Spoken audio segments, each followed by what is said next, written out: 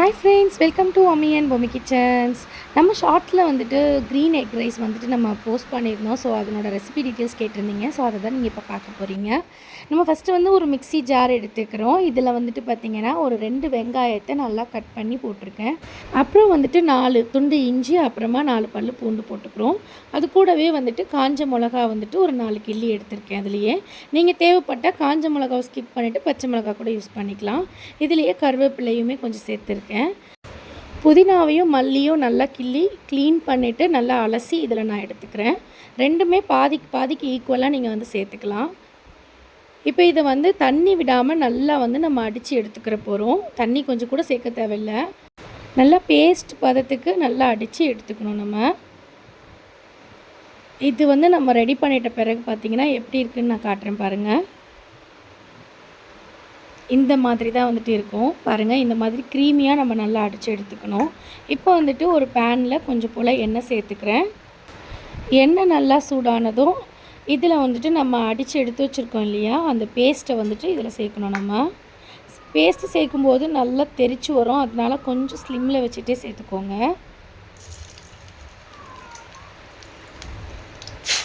இந்த பேஸ்ட்டை வந்து கம்ப்ளீட்டாக இதில் வந்து நம்ம சேர்த்துக்கணும்.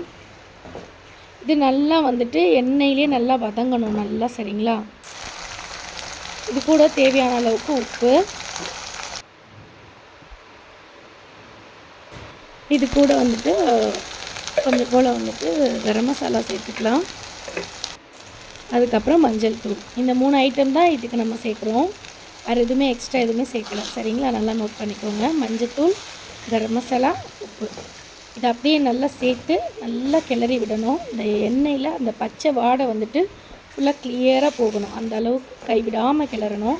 கொஞ்சம் நம்ம விட்டுட்டோம் அப்படின்னாலும் அடி பிடிச்சிரும். ஸோ அதான் நல்லா கைவிடாமல் கிளறுங்க. இப்போ இதில் நான் வந்து முட்டை சேர்த்துக்கிற போகிறேன். நான் வந்து கிட்டத்தட்ட ஒரு 5-6 முட்டை வந்து எடுத்திருக்கேன். உங்களுக்கு எவ்வளோ தேவையோ நீங்கள் அதுக்கு தகுந்த மாதிரி எடுத்துக்கலாம். இப்போ இந்த முட்டையை சேர்த்த உடனே இந்த கலவையோடு சேர்த்து நல்லா கிளறி விடணும். இது வரைக்கும் இந்த டிஷ் வந்து நீங்கள் செஞ்சு சாப்பிட்ருக்க மாட்டீங்க. அப்படி சாப்பிட்ருந்தீங்க அப்படின்னாலும் மறக்காமல் கமெண்ட்டில் சொல்லுங்கள். இந்த ரெசிபி வந்து நான் செஞ்சு ஷார்ட்ஸில் போட்டதுமே நிறைய வியூஸ் வந்து போச்சு. அது மட்டும் இல்லாமல் இது எப்படி செய்கிறது அப்படின்னு சொல்லிட்டு எனக்கு சொல்லுங்கள் அப்படின்னு சொல்லியிருந்தாங்க. ஸோ அதனால தான் இந்த வீடியோ நான் உங்களுக்காக ப்ரெசென்ட் பண்ணியிருக்கேன்.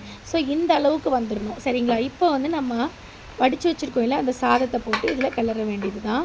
இது பார்க்குறதுக்கு வேணால் சும்மா லேசாக தெரியும், ஆனால் டேஸ்ட்டு பார்த்திங்கன்னா அட்டகாசமாக இருக்குது. சின்ன குழந்தைங்கலாம் பார்த்திங்கன்னா இந்த புதினா, கொத்தமல்லி இதெல்லாம் தனித்தனியாக எடுத்து வைப்பாங்க.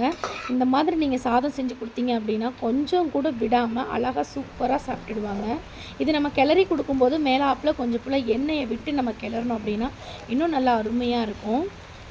இந்த டேஸ்ட் வந்துட்டு உங்களுக்கு எப்படி இருக்குது அப்படின்னு சொன்னால், இதை எப்படி நான் சொல்கிறது அப்படின்னே தெரியல, அந்த மாதிரி இருக்குது இந்த டேஸ்ட்டு.